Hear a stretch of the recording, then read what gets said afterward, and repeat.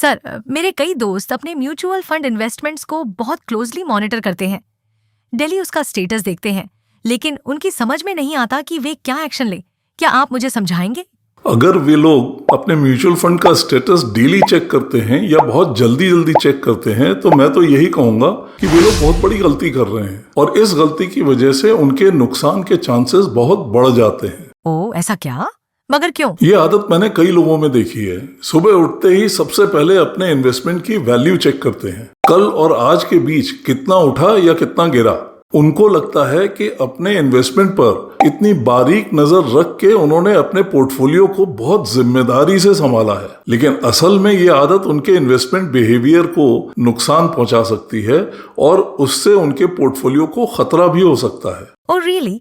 वह कैसे? देखो, टीवी और सोशल मीडिया पर लोग म्यूचुअल फंड को अपने फाइनेंशियल प्रॉब्लम्स का रामबाण समझ के उसमें घुस तो जाते हैं, लेकिन कई गलतियां कर बैठते हैं। पोर्टफोलियो को बहुत ज्यादा क्लोजली मॉनिटर करना उनमें से एक बहुत बड़ी गलती है। इसके कई कारण हो सकते हैं, लेकिन मैं कुछ मेन कारण बताता हूं कि क्यों इस आदत को खतरा बोला जाता है। ध्यान से सुनना और आखिर तक सुनना। जी सर। पहला कारण, जब आप डेली अपना पोर्टफोलियो देखते हैं या बहुत शॉर्ट इंटरवल्स पर देखते हैं, तो आप अपने इन्वेस्टमेंट स्ट्रैटेजी भूल जाते हैं और आसपास के शोर पर रिएक्ट करने लगते हैं। जिस बात का शोर ज्यादा होगा, आप उसी पर ज्यादा रिएक्ट करते हैं। वो शोर एक दिन में मार्केट की गिरावट का हो सकता है, या किसी नेगेटिव न्यूज का, या दुनिया भर में हो रही धमाचौकड़ी का, या शॉर्ट टर्म वॉलेटिलिटी का, या आपके कोई साथी या कलीग्स का। किसी भी तरह का कोई भी शोर होता है और आप लपक के अपना पोर्टफोलियो देखने लगते हैं। देखो, मार्केट में उतार चढ़ाव नॉर्मल बात है। मार्केट की चाल ही ऐसी होती है और यही उतार चढ़ाव आपको प्रॉफिट बनाकर देता है। लेकिन अगर आप इस बात को नहीं समझते हैं, तो आप सामान्य मार्केट फ्लक्चुएशन को परमानेंट प्रॉब्लम समझने की गलती कर सकते हैं और फिर अपने इन्वेस्टमेंट को लेकर कोई गलत डिसीजन ले सकते हैं। ओके। दूसरा कारण, जब मार्केट गिरता है तो रोज या जल्दी अपने पोर्टफोलियो की कम होती वैल्यू देखना तनाव पैदा कर सकता है। आप टेंशन में आ जाते हैं। आप सोचने लगते हैं, मेरा फंड क्यों गिर रहा है? क्या मेरा स्कीम सिलेक्शन गलत तो नहीं? क्या मुझे अपना एसआईपी बंद कर देना चाहिए? क्या मुझे अपने इन्वेस्टमेंट निकाल लेना चाहिए? अक्सर आपके लॉन्ग टर्म इन्वेस्टमेंट में वास्तव में कुछ गलत नहीं हुआ होता है। आप केवल शॉर्ट टर्म मार्केट की उठापटक को जरूरत से ज्यादा बार देख रहे होते हैं और नर्वस हो जाते हैं। एक बहुत इंटरेस्टिंग बात बताता हूँ जो हर एक को समझनी चाहिए। जी सर। एक दिन हमारे एक दोस्त ने मुझे फोन किया कि खराब मार्केट और जियोपॉलिटिकल सिचुएशन को देखते हुए वो अपना म्यूचुअल फंड से सारा पैसा निकालने जा रहे हैं और फिर जब मार्केट स्टेबलाइज होगा, नीचे आएगा, तब फिर से डाल देंगे। ओके। मैंने उनको समझाया कि अगर वो सारा पैसा निकाल रहे हैं कि बाद में फिर डालेंगे, तो अव्वल तो मार्केट कब नीचे जाएगा कोई प्रिडिक्ट नहीं कर सकता, या दूसरे किस लेवल को आप लोएस्ट मानेंगे ये भी बताना इम्पॉसिबल है, या और सबसे बड़ी बात, मार्केट तभी नीचे जाएगा जब कुछ खराब खबरें हैं, मतलब जो आज की सिचुएशन है वैसी या उससे भी बुरी होगी तब। जब आज के हालात में आप घबरा कर मार्केट से निकलने की सोच रहे हैं, तो उस टाइम आप इतने शेरदिल कैसे हो जाएंगे कि फिर से अपना पैसा डाल दें? इसलिए शांति से बैठे रहिए और अपने गोल आने की प्रतीक्षा करिए। ये तो बिल्कुल सही कह रहे हैं आप। अब तीसरा कारण भी सुन लो। बार बार पोर्टफोलियो देखने से कई लोगों के इमोशनल डिसीजंस लेने के चांसेस बढ़ जाते हैं। वे दिमाग से नहीं, दिल से काम लेने लगते हैं। बार बार पोर्टफोलियो चेक करने से एक खतरनाक साइकिल शुरू हो सकती है। मार्केट गिरा, पोर्टफोलियो की वैल्यू गिरी, चिंता हुई, घबराकर इन्वेस्टमेंट बेच दिया, फिर मार्केट रिकवर हुआ, पछतावा हुआ, ऊंचे भाव पर दोबारा इन्वेस्ट कर दिया। ये वो तरीका है जिससे इन्वेस्टर्स टेम्परेरी वॉलेटिलिटी को परमानेंट लॉस में बदल देते हैं। मार्केट में गिरावट कुछ समय के लिए ही थी, लेकिन आपने उस साइकिल में फंसकर अपना परमानेंट लॉस कर लिया। एक बड़ी कॉमन कहावत है, मार्केट में गिरावट टेम्परेरी होती है और उछाल परमानेंट।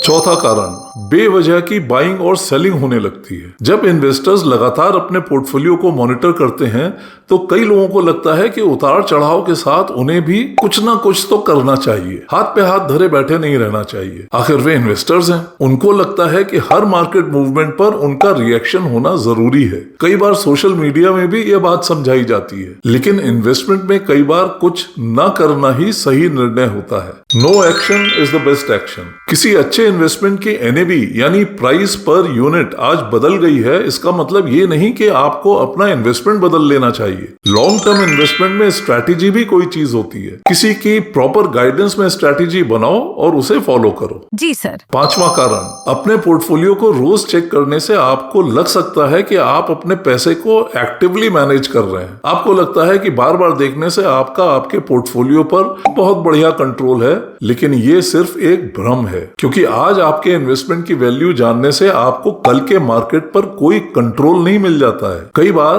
आप जितनी ज्यादा बार पोर्टफोलियो चेक करते हैं, उतने ही अधिक चांसेस होते हैं कि आप अपने फाइनेंशियल प्लान के बजाय इमोशंस के आधार पर डिसीजन ले लें। यही आप गलती कर बैठते हैं। छठा कारण, ऐसे लोगों का ध्यान अपने फाइनेंशियल गोल से हटकर रिटर्न्स पर चला जाता है। जाना था जापान, पहुंच गए चीन। असल में आपके इन्वेस्टमेंट का वैल्यूएशन इन सवालों के आधार पर होना चाहिए कि क्या मेरा इन्वेस्टमेंट मेरे फाइनेंशियल गोल के अनुसार है, क्या मैं जितना चाहिए उतना इन्वेस्ट कर रहा हूं, क्या मेरा एसेट एलोकेशन सही है, क्या मेरा गोल का टाइम होराइजन अभी भी वही है, क्या फंड की फंडामेंटल स्ट्रैटेजी में कोई बड़ा बदलाव हुआ है। लेकिन डेली चेकिंग के कारण आप इन फंडामेंटल सवालों को भूलकर सिर्फ एक सवाल पर अटक जाते हैं, आज मैंने कितना कमाया या कितना गंवाया। लॉन्ग टर्म इन्वेस्टर के लिए ये एक बहुत ही गलत सवाल होता है, क्योंकि इसकी वजह से आप गलत डिसीजन और गलत एक्शन ले बैठते हैं। बिल्कुल सही कह रहे हैं आप। सातवां कारण, म्यूचुअल फंड में असली फायदा होता है कंपाउंडिंग से, और कंपाउंडिंग के लिए जरूरी होता है टाइम और पेशेंस, यानी समय और धैर्य। अगर आप शॉर्ट टर्म वॉलिटिलिटी के कारण बार बार अपने इन्वेस्टमेंट जर्नी को इंटरप्ट करते हैं,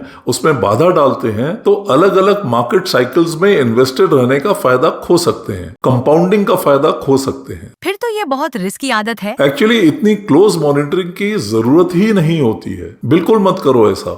अपने इन दोस्तों से पूछो कि वे दिन में कितनी बार अपना blood pressure, oxygen level, fever, pulse, blood sugar वगैरह चेक करते हैं। क्या डेली चेक करते हैं? नहीं ना।